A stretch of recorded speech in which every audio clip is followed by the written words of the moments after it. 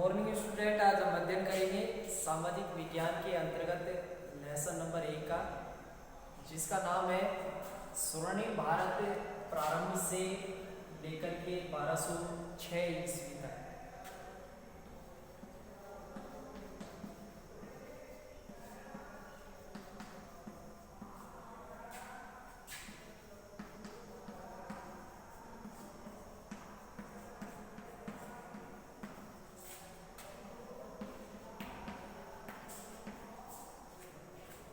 जैसे कि चैप्टर का नाम है स्वर्णिम भारत प्रारंभ से 1206 ईस्वी तक।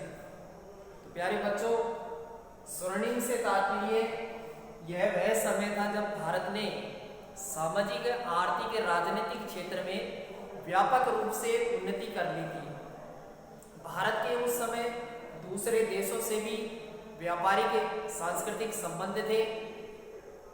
तो वह स्वर्णिम समय था और उस स्वर्णिम समय से लेकर के 1206 ईस्वी तक के समय में जितनी भी घटनाएं हुई, उन घटनाओं का अध्ययन इस चैप्टर में हम करेंगे। तो इसी चैप्टर के अंतर्गत सबसे पहला टॉपिक है हमारा महाजनपद काल। तो आज हम महाजनपद काल के बारे में अध्ययन करेंगे। महा शब्द से तात्पर्य है, महा का मतलब होता है बड़ा, जन का मतलब होता है लोग, और पद का मतलब होता है स्थान। अर्थात एक बड़ा क्षेत्र जहां पर बहुत सारे लोग निवास किया करते थे, वह क्षेत्र महाजनपद कहलाया। तो महाजनपद कब थे, एक निर्धारित समय भी हमें अच्छी प्रकार से याद होना चाहिए। 6ठी शताब्दी ईस्वी पूर्व महाजनपद कब थे, तो महाजनपद थे 6ठी शताब्दी ईस्वी पूर्व।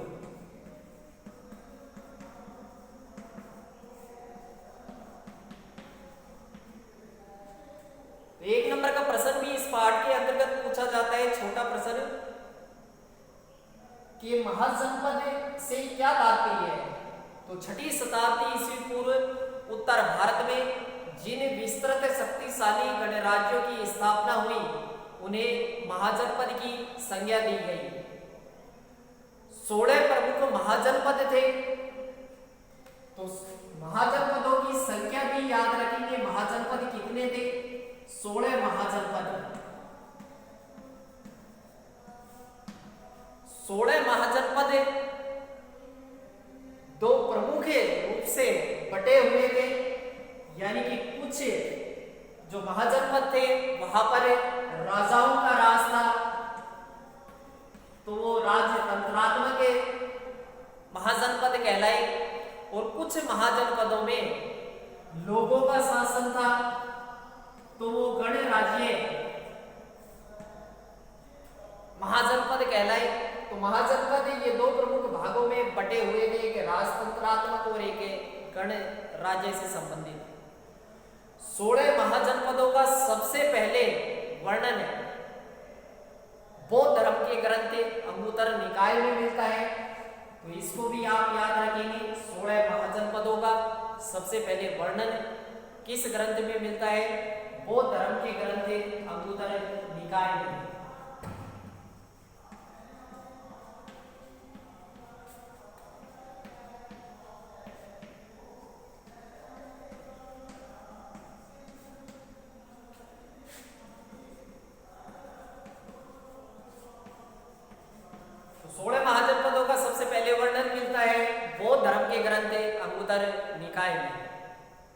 महाजनपद कब थे, 6ठी शताब्दी ईस्वी पूर्व।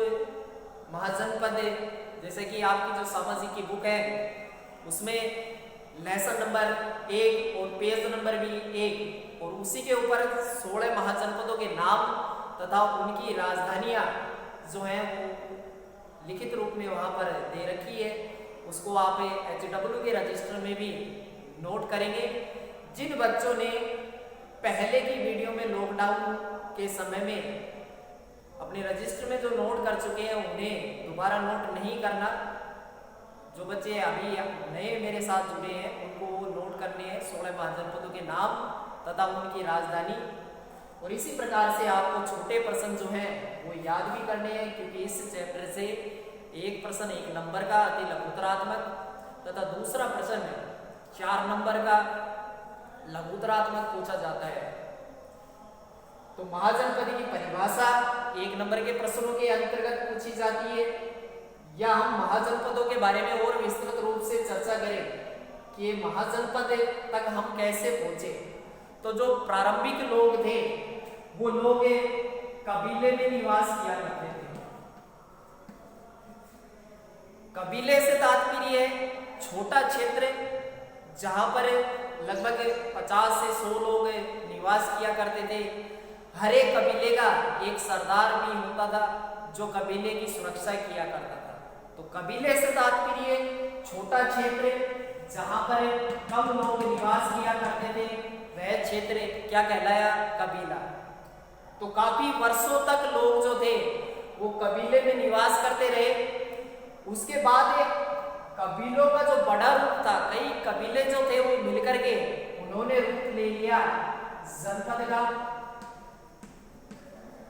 जनपद से तात्पर्य कबीले से बड़ा भूभाग, कबीले से ज्यादा लोग यहाँ पर निवास किया करते थे। और फिर आगे चल करके बहुत से जनपदों ने मिलकर के ये एक महाजनपद का रूप ले लिया। तो कबीले से पहुंचे जनपद तक हजारों वर्ष लग गए इसी में, और जनपद से हम पहुंचे कहां पर? महाजनपद पर। तो महाजनपद ये इससे भी बड़ा भूभाग, इससे ज्यादा लोग निवास किया करते थे, और यह भाग क्या कहलाया?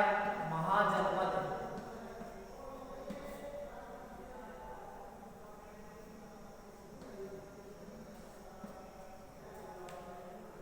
तो काफी वर्ष लग गए कबीले से जनपद, जनपद से महाजनपद।